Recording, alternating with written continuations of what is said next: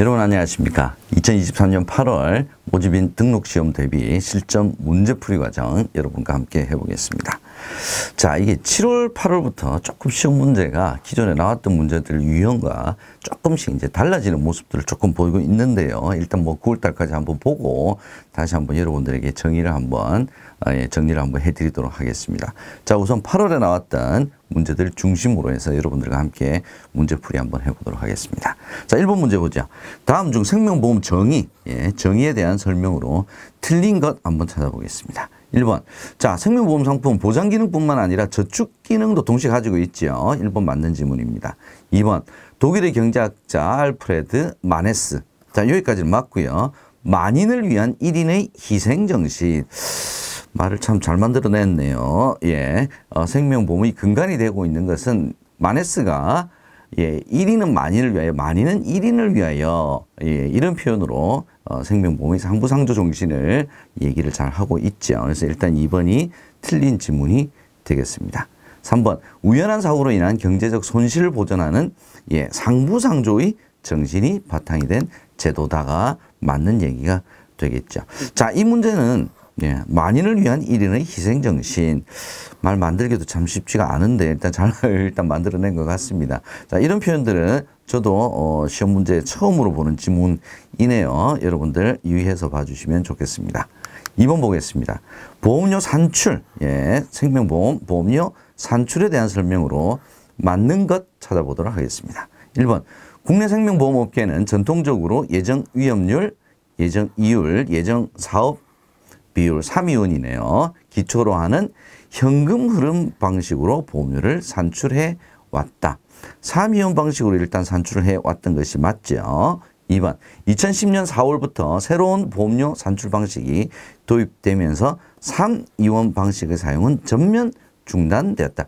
전면 중단되었던 것은 아니죠. 그죠? 일정 기간 동안 현금 흐름 방식과 3위원 방식이 같이 혼용이 돼서 사용이 되었습니다. 그래서 2번도 틀린 지문이네요. 3번 현금 흐름 방식은 3위원 방식에 비해 산출 방법이 복잡하죠. 3위원 방식만으로 산출하는 것이 아니기 때문에 그래서 관련 전산 시스템 비용이 많이 든다. 얘가 이제 가장 쉽게 우리가 그동안 많이 접했던 지문입니다. 그래서 여러분들께서 문제를 푸시다가 지문이 좀 생소하다, 내가 공부 안 했던 지문이다 그러면 거기에 너무 여러분들께서 당황하지 마시고 다른 지문들 보시게 되면 세 지문이 모두가 다 새로운 지문으로 나오기는 쉽지가 않습니다. 그렇기 때문에 차근차근 어떤 지문들이 더 확실한 정답이냐 여러분께서 그걸 좀 찾아주시면 좋을 것 같습니다. 일단 맞는 정답은 3번이 되겠습니다. 3번 다음 중 전문금융소비자. 자, 일반금융소비자, 전문금융소비자 여러분들 아시죠?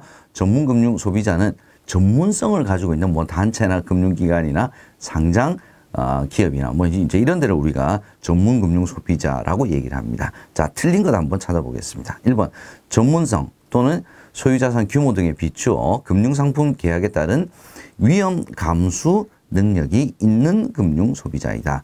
그래서 청약 철회도 실은 안 되는 거죠. 설명 의무에 있어서도 일반 금융소비자와는 다른 규정이 적용이 된다라는 거 여러분께서 알아두시고요. 2번 금융회사는 포함되지만 단체 보험 계약자는 제외된다. 자, 단체 보험 계약자도 일반 금융 소비자가 아니라 전문 금융 소비자에 해당이 되죠. 그래서 금융회사도 당연히 전문 금융 소비자고요. 단체 보험 계약자도 전문 금융 소비자에 해당이 됩니다. 2번이 일단 틀린 지문이 되겠고요. 3번 금융 소비자에 관한 법률 제2조에 근거를 한다. 얘도 맞는 지문이죠. 자, 이 문제도 참 안 보였던 문제입니다. 뭐 처음 나오는 지문, 문제라고 저는 생각이 드는데요. 자, 이 문제 여러분들께서 유의 깊게 살펴봐 주시기 바랍니다. 자, 4번 문제 한번 살펴보겠습니다. 다음 중 사망의 추정, 인정제도에 대한 설명으로 옳은 것을 찾는 거네요. 자, 일반 실종, 뭐, 인정사망, 특별사망 뭐 이런 거 있었죠. 그죠? 자, 요거 한번 살펴보겠습니다. 첫 번째, 일반 실종은 부재자의 생사가 5년간 분명하지 아니하는데 관공서가 실종 선고를 하고 사망한 것으로 인정하는 제도이다. 자, 1번 질문에서 주로 이제 함정은 뭐냐면 생사가 5년간 분명하지 않냐, 1년간이냐, 3년간이냐, 이제 이걸 가지고 주로 많이 물어봤었는데, 자, 5년간 분명하지 아니한 때 얘는 맞죠, 그죠? 자, 근데 관공서가 실종 선고를 하는 것이 아니라 법원이 실종 선고를 하는 거죠. 그래서 1번은 일단 틀린 지문이고요. 다른 곳에 함정이 있었습니다. 2번, 특별 실종은 사망의 원인이 될 위난을 당한 자의 생사가 3년간 분명하지 아니한 때 법원이 실종 선고를 하고 사망한 것으로 보는 제도이다. 자, 이 2번 지문은 3년간이 아니라 얘가 1년간이죠. 1년. 자, 이렇게 기간을 가지고 많이 함정을 파놓는다는 점 여러분께서 알아두시고요. 그럼 자동으로 정답은 3번이겠네요. 자, 인정 사망은 재난으로 인하여 사망한 사람이 있는 경우에 관공서가 사망지의 시음면의 장에게 통보하여 사망한 것으로 인정하는 제도이다. 자, 얘가 이제 맞는 정답이 되겠습니다. 자, 이 문제도 그동안 함정으로 굉장히 자주 출제가 되었던 문제 중에 하나인데 함정의 포인트가 조금 달라졌다라는 점 유의해 주시기 바랍니다. 5번 보죠. 다음 보기의 괄호 안에 들어갈 알맞은 기간은, 자, 어떤 내용인지 한번 보겠습니다.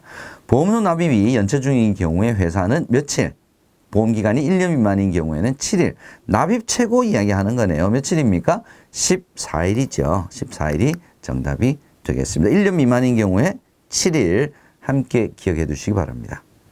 6번 보겠습니다. 다음 중에서 보험 계약의 내용 변경. 자, 내용 변경 여러 가지 할 수 있었죠. 그 중에서 안 되는 게 있었습니다. 안 되는 거 뭡니까? 피보험자는 내용 변경이 불가능합니다. 그럼 뭐 상품 자체 위험의 대상이 되는 이제 그 대상이 피보험자이기 때문에 얘가 바뀌면 상품 자체 설계 자체가 완전히 바뀌게 되겠죠. 그래서 피보험자는 내용 변경이 불가능한 사항입니다. 7번 보겠습니다. 다음에서 임의 해지. 임의 해지는 계약자가 자기가 원할 때 임의대로 해지하는 거죠. 자, 틀린 것 한번 찾아보겠습니다. 1번, 연금보험의 경우에 연금 지급이 개시된 이후에는 지급이 일단 개시되면 계약 해지할 수가 없죠. 근데 있다 그랬으니까 일단 1번이 정답이 되겠네요. 2번, 종신보험은 계약이 소멸하기 전에 언제든지 임의로 계약자 임의로 해지를 할 수 있습니다.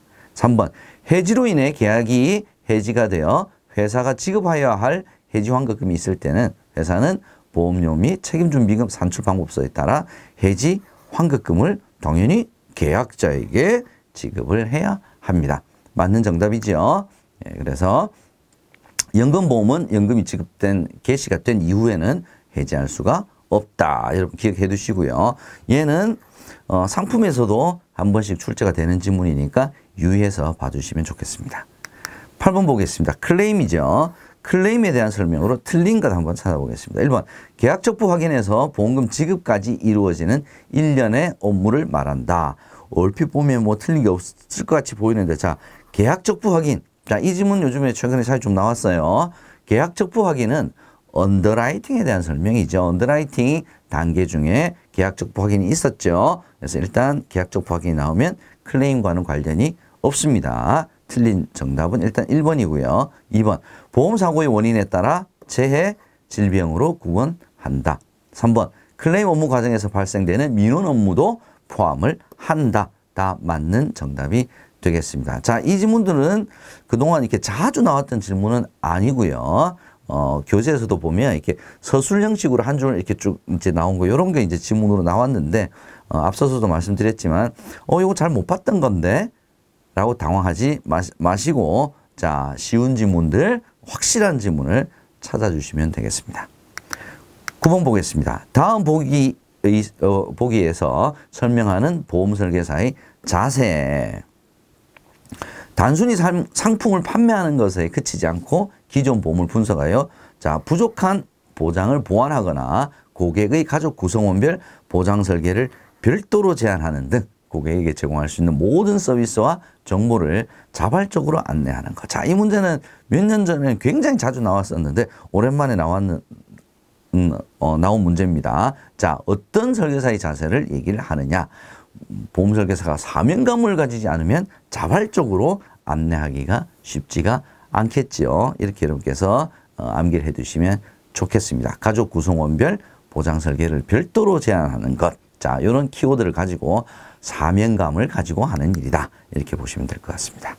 10번 문제 보겠습니다. 다음 중 보험 설계사의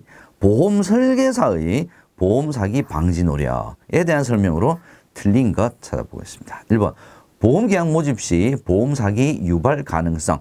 자, 모집 시에 고객하고 1차 대면을 하는 관계죠. 보험 설계사는 파악하기 위해서 노력해야 된다고 맞는 얘기네요. 2번 적극적으로 보험 사기의 적발에 참여해야 된다. 자, 보험 사기를 적발하는 것이 보험 설계사의 임무, 의무, 노력 포함되어야 되느냐. 자, 적발하고는 보험 설계사는 관련이 없죠. 3번 본인도 모르는 사이에 보험 사기에 연루되지 않도록 항상 주의를 기울여야 한다. 당연한 이야기겠죠. 예, 모집 종사자가 보험 사기에 연루되는 경우가 많아지고 있기 때문에 그렇습니다. 자, 설명으로 틀린 것 정답은 2번이 되겠네요. 11번 보겠습니다. 보험 설계사의 등록과 말소에 대한 설명으로 맞는 거. 자, 등록 말소 자주 나옵니다. 자, 등록은 반드시 보험회사를 통해야 되고요. 말소는 설계사가 직접 할 수도 있고 보험회사를 통해서도 할 수 있다. 가장 기본적인 내용이지요. 예, 1번 보겠습니다. 보험설계사 시험 합격 후 등록 교육을 하고, 자, 시험 합격하고 등록 교육 이수 후에 생명보험협회에 본인이 직접 신청할 수가 없죠. 등록은 본인이 직접 할 수가 없습니다. 반드시 보험회사를 통해야 한다. 금방 제가 설명드린 거죠. 2번 보험설계사 말소는 본인이 직접 생명보험협회에 신청할 수가 있습니다. 정답은 일단 2번이 되겠고요. 자, 생명보험 관계 업무에 6개월 이상 종사한 경력이 있는 경우 시험에 합격하지 않아요. 자, 경력 등록을 얘기하는 거네요. 경력 등록은 6개월이 아니죠. 그래서 3년 이내에 1년 이상의 관계 업무. 일단 1년입니다. 1년 이상의 관계 업무에 종사해야 되고요. 등록 신청일 기준으로 최근 3년 이내에 1년. 예, 대리점은 최근 4년 이내에 2년. 요 두 가지를 구별해 주셔야 될 것 같습니다. 12번 보겠습니다. 생명보험 대리점 등록에 관한 설명으로 틀린 것. 1번 임직원 수가 200명 이상인 법인인 경우 소속 임직원 중 10% 이상만 생명보험 설계사 등록 요건을 갖추면 등록할 수 있죠. 근데 30명 이상이 일단 30명이 등록 요건을 갖췄으니까 당연히 생명보험 대리점으로 등록할 수가 있습니다. 법인보험 대리점 말하는 거죠. 2번 개인 생명보험 대리점을 등록하기 위해서는 생명보험협회에서 실시하는 대리점 자격시험에 합격을 해야 한다. 자, 이 문제도 아주 최근에는 거의 안 나왔던 문제인데요. 자, 대리점 자격시험은 생명보험협회에서 주관하는 것이 아니라 보험연수원에서 주관을 합니다. 그래서 보험연수원에서 실시하는 대리점 자격시험에 합격을 해야 합니다. 그래서 개인인 모집 종사자, 즉 설계사는 생명보험협회 시험이죠. 협회에서 실시하죠. 대리점은 보험연수원입니다. 자, 이게 틀렸죠. 그래서 정답은 일단 2번이 되겠고요. 3번 어떤 문제인지 보죠. 생명보험 관계 업무에 2년 이상 종사한 경우 제가 방금 말씀드렸죠. 등록 신청일로부터 4년 이내. 그러면 시험 없이 교육만 이수하면 등록 가능합니다. 13번 보겠습니다. 다음 생명보험 공정경쟁질서 유지에 관한 협정에서 정하고 있는 위반 행위로 인하여 피해를 본 경우에 생명보험협회에 신고할 수 있는 대상자는 누구입니까? 자, 누가 할 수 있습니까? 보험회사가 할 수가 있는 거죠. 대리점, 보험중개사하고는 관련이 없습니다. 보험회사와 그 소속 모집종사자 중에서 지점장 할 수 있죠. 다가 되겠습니다. 점포장 포함하고 있습니다. 14번 다음에서 현재 생명보험 우수 인증설계사 인증 기준으로 틀린 것 한번 찾아보겠습니다. 1번 보험계약 유지율은 13회차 90%, 25회차 80% 이상 맞는 기준이 되겠습니다. 2번 금융감독원에서 인증을 하고 있는 것이 아니라 생명보험협회에서 하고 있죠. 3번 직전 1년간 품질 보증 해지, 민원 해지가 0건이어야 한다. 맞는 정답이죠.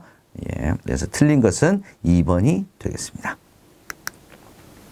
15번 보겠습니다. 다음 중 광고심의제도의 운영 목적. 광고심의제도, 광고심의제도 광고심의위원회 있죠. 예, 심의위원회는 생명보험협회 내에서 운영을 하고 있습니다. 운영 목적에 해당하지 않는 것 한번 찾아보겠습니다. 1번 허위 또는 과장 광고를 차단하겠다고 심의하는 거죠. 생명보험 상품 판매를 촉진하기 위해서 광고심의 제도를 운영하는 것은 아니죠. 3번 건전한 보험시장 질서를 확립하고 보험 소비자 보호 및 보험산업 이미지 제고를 위해서 광고심의 제도를 운영을 합니다. 정답은 2번이 되겠습니다. 16번 보겠습니다. 다음에서 경영공시 항목과 공시기간이 알맞게 연결된 것은 자, 이 문제는 뭐 계속 나오네요. 계속 나옵니다. 굉장히 자주 봤던 문제죠. 자, 공시 문제 기간 반드시 이렇게 알아두셔야 됩니다. 1번 결산공시는 공시일로부터 3년간이죠. 3년간.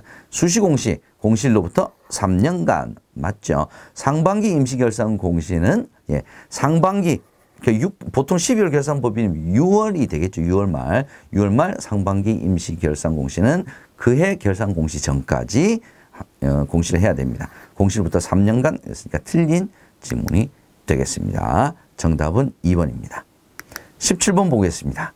다음에서 생명보험 업계의 보험민원 감축 노력에 대한 설명으로 틀린 거.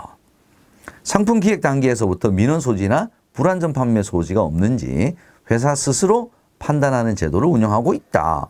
당연한 거죠. 2번 구체적인 입증 자료 없이 관련 법규 등이 허용하는 범위를 초과하는 민원을 수용하면 안 되죠. 그죠? 그러면은 막 와서 때를 쓰는 사람들도 다 생기겠죠. 예. 민원을 해결할 때는 원칙에 의해서 법이 허용하는 범위 내에서 민원을 수용하고 해결을 해야 합니다. 당연한 얘기겠죠. 17번에 틀린 질문은 2번이 되겠습니다.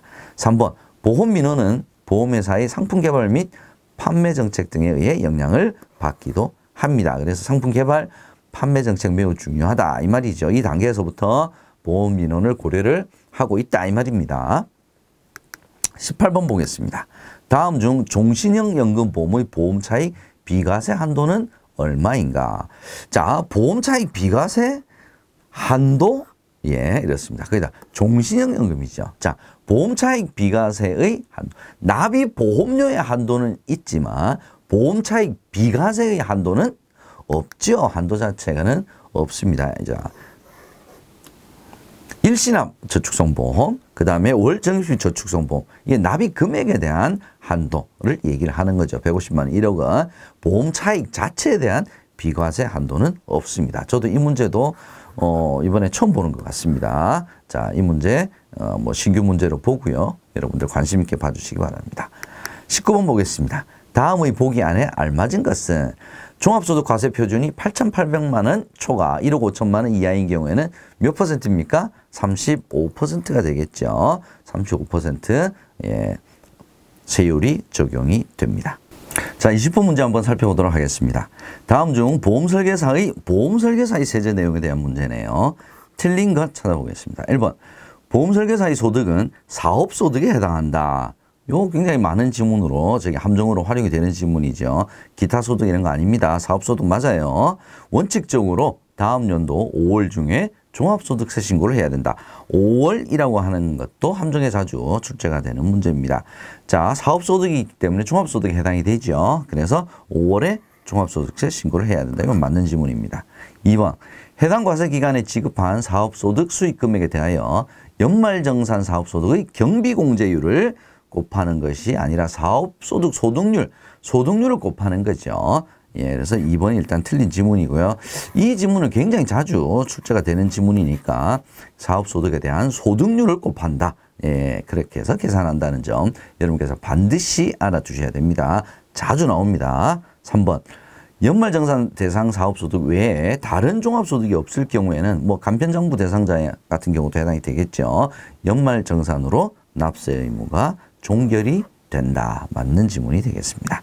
정답은 2번이 되겠고요. 자, 이렇게 해서 첫 번째 시간 여러분들과 함께 했습니다. 저는 잠시 후에 두 번째 시간에서 다시 찾아뵙도록 하겠습니다. 여러분 수고하셨습니다.